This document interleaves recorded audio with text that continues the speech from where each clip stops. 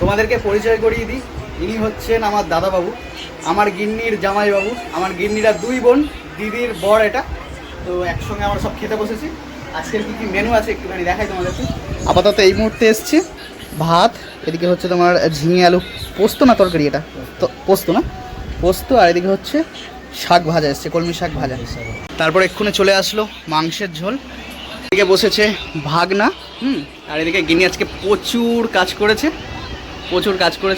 পুরো ঘরদোর পরিষ্কার করা থেকে শুরু করে প্রচুর কাজ করেছে। তো চলো এবার আমরা খাওয়া দাওয়া শুরু করি। তো স্টার্ট করবো শাক ভাজা, এটা কলমি শাক ভাজা না গিন্নি? শুরু করি চলো।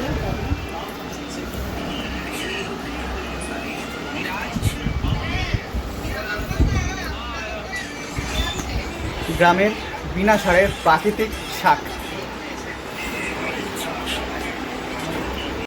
শেষ করে দিয়েছি। এবার হচ্ছে ঝিঙে আলু পোস্ত। গরমে তো ঝিঙেই দরকার, পেট ঠান্ডা হবে, তাই না?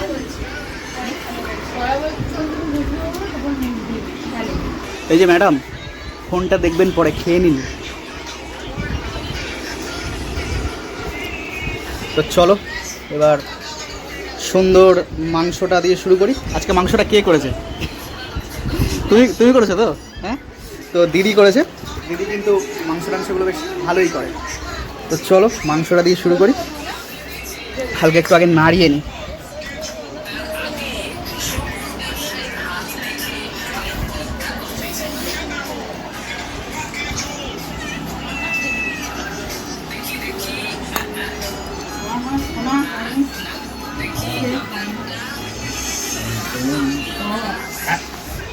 গরমে কষ্ট হচ্ছে একটু খেতে, বাট ঠিক আছে।